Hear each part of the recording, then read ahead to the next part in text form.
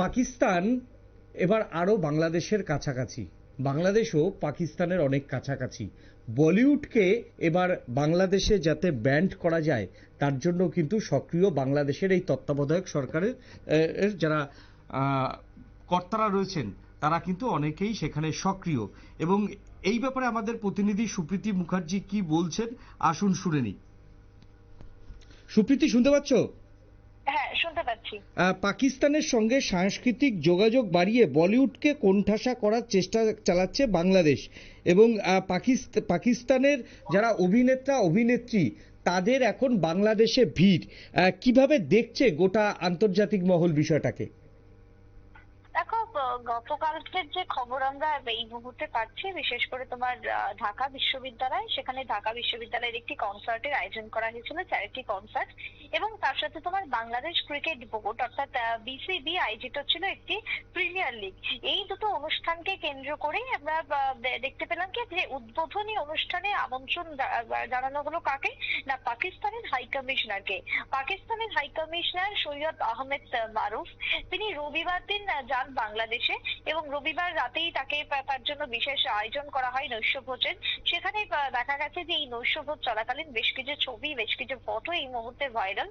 আর সেই ফটোতে লক্ষ্য করা যাচ্ছে তোমার বাংলাদেশের বেশ কিছু কিংবদন্তি নায়ক নায়িকা থেকে শুরু করে শিল্পী কলাকুশলীদের, এবং সেই জায়গাতে দাঁড়িয়ে একাধিক প্রশ্ন তো উঠে আসছে এই ছবি দেখার পর। এবারে সেই জায়গাতে দাঁড়িয়ে তোমার বাংলাদেশের সাথে এই যে সাংস্কৃতিক যোগাযোগ এবার পাকিস্তানের নতুন ভাবে সংযোগ উদযাপন করা, এটা কিন্তু একটা এই ছবি বলে দিচ্ছে গতকালকে বাংলাদেশের ইতিমধ্যেই যে পাকিস্তানের হাই কমিশনার সৈয়দ আহমেদ মারুফ, তিনি রোববার রাতে যেরকম থাকলেন নৈশভোজ করলেন, আর সেই নৈশভোজের যে আয়োজন বা যে পার্টি, সেখানেই তোমার লক্ষ্য করা গেছে কাকে, সেখানে তোমার একেবারে বাংলাদেশের কিংবদন্তি অভিনেত্রী তোমার শবনম, অন্যদিকে তোমার গায়িকা শাকিলা, অন্যদিকে তোমার বাংলাদেশ সরকারের যে সংস্কৃতি বিষয়ক উপদেষ্টা চলচ্চিত্র নির্মাতা মুস্তাফা শায়রার, এই যে তোমার যে নামগুলো উঠে আসছে তারা কিন্তু বাংলাদেশের এখন অন্যতম মুখ, সেই সদস্যরা কালকে উপস্থিত ছিলেন এই নৈশভোজে। তার সাথে তোমার পাকিস্তানের তোমার হাই কমিশনার উপস্থিত ছিলেন। এছাড়াও বাংলাদেশের অন্যান্য তাবড় নেতৃত্বরা ছিলেন গতকালকের এই বিশেষ নৈশভোজ কে কেন্দ্র করে। এবারে সেই জায়গাতে দাঁড়িয়ে পাকিস্তানের হাই কমিশনারের এই যে ঢাকা সফরকে কেন্দ্র করে জাঁকজমকপূর্ণ আয়োজন ছিল। তার সাথে তোমার ছিল শিল্পীদের কলাকুশলীদের জন্য বেশ কিছু পারফরমেন্সের আয়োজন। সবকিছুকে মিলিয়ে তোমার মূল উদ্দেশ্যই হচ্ছে বাংলাদেশের যে পাকিস্তানের হাই কমিশনার উপস্থিত রয়েছে তাকে মনোমুগ্ধ করার বিশেষ সন্ধি উপহার দেওয়া। এই যে অতিথি, পাকিস্তানের অতিথিকে কেন্দ্র করে বাংলাদেশের সাংস্কৃতিক জগৎ যেভাবে উদযাপন করলো গতকালকে সন্ধ্যা, তাতে করে কিন্তু এই প্রশ্ন এখন তুলতে শুরু করে দিয়েছে আন্তর্জাতিক মহল যে পাকিস্তানের সাথে এবার সাংস্কৃতিক যোগাযোগ বাড়াতে শুরু করেই দিয়েছে বাংলাদেশ। এবং কেন পাকিস্তানের সাথে এত সাংস্কৃতিক যোগাযোগ বাড়ানো হচ্ছে, তার পেছনে অন্যতম কারণই হচ্ছে ভারতকে এই মুহূর্তে তোমার সহ্য করছে না বাংলাদেশ। ভারতকে এই মুহূর্তে তোমার ভারতকে কেন্দ্র করে একাধিক তোমার বিদ্বেষ উঠে আসছে, এবং ভারতের এই বলিউড থেকে শুরু করে ভারতের টলিউডকে তাহলে কিভাবে কোণঠাসা করতে হবে সেই চিন্তায় মরিয়া হচ্ছে তোমার বাংলাদেশ। এবং যখন এই চিন্তা উঠে আসছে তখন তোমার কিভাবে তাহলে কোণঠাসা করা যায়, তখন তোমার পাকিস্তানকে সহযোগী হিসেবে বারবার নিচ্ছে।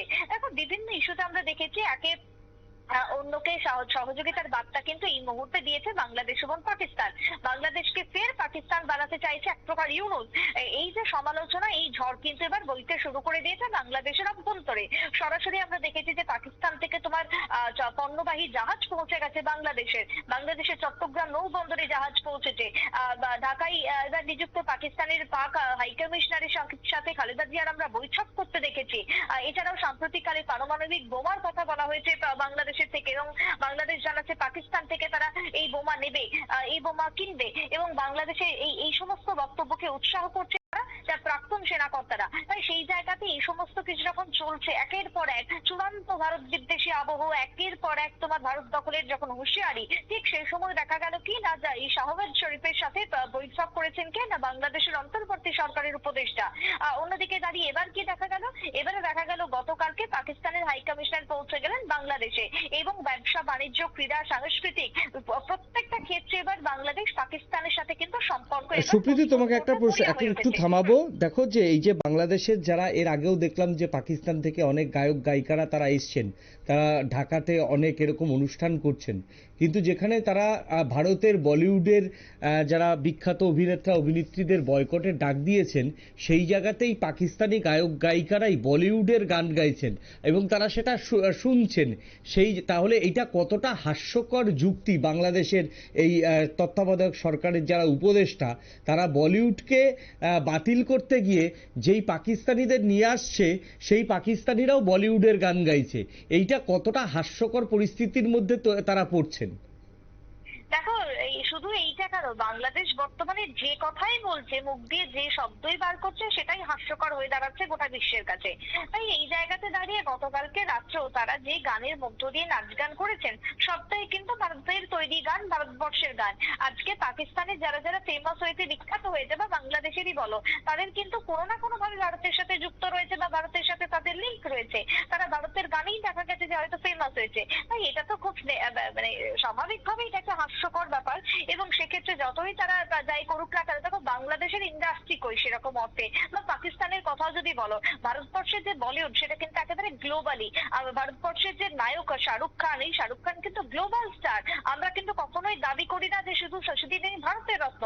তাই সেই জায়গাতে যেহেতু এরকম তাবড় তাবড় অভিনেতারা রয়েছে, তাদের পাশেই বাংলাদেশের এবং পাকিস্তানের এই দু একটা অভিনেতা অভিনেত্রীদের নিয়ে যতই সাংস্কৃতিক সন্ধ্যা তারা করুক না কেন, তারা সেই ভারতের উপরেই তাদেরকে ভরসা করতে হবে, ভারতের একটা গানের দিকেই। তাই সেই জায়গাতে দাঁড়িয়ে এই যে পাকিস্তান প্রীতি এখন বর্তমানে লক্ষ্য করা যাচ্ছে, পাকিস্তান প্রীতির একটা নমুনা আমরা গতকালকে রাত্রেও দেখলাম। কি সেই নমুনা? না, সেই নমুনার মধ্যে দেখা গেল মোহাম্মদ ইউনূস, তিনি পাকিস্তানের সাথে যে পাকিস্তান পন্থী তার যে মনোভাব এবং বাংলাদেশকে পাকিস্তান তিনি যে আবারও বানাতে চলেছেন, তার একটা ছবি এক প্রকার সকলের সামনে পরিষ্কার হয়ে গেল।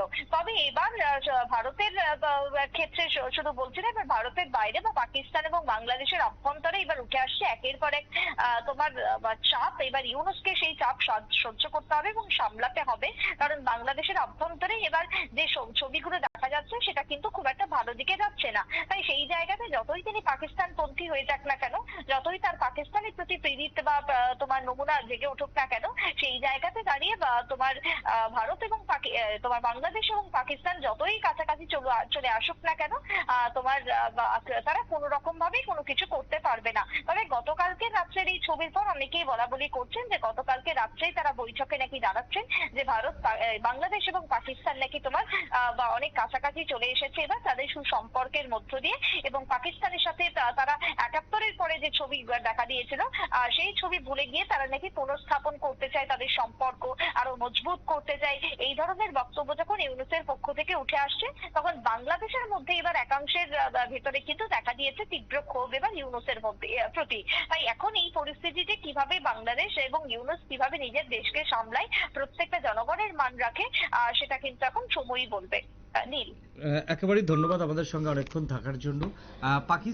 পাকিস্তানের কাছাকাছি যখন বাংলাদেশ আসছে এবং বাংলাদেশও পাকিস্তানের কাছাকাছি যাচ্ছে, তাই এই ছবি আরও একবার প্রমাণ করলো হাসিনা তিনি বারবার যে অভিযোগ করেছিলেন তার সরকার ফেলতে আমেরিকা সহ পাকিস্তান সবাই একসঙ্গে একটা চক্রান্ত করেছে, সেটা কোথাও যেন আজকে একটা এই ছবিগুলো বারবার হাসিনার যে দাবি সেই দাবিকে প্রতিষ্ঠা করছে। এখন নিয়ে নেব ছোট্ট একটা বিজ্ঞাপনের বিরতির পর আমরা আবার ৬টার সময়তে আমরা আমাদের নির্দিষ্ট বুলেটিন নিয়ে ফিরে আসব।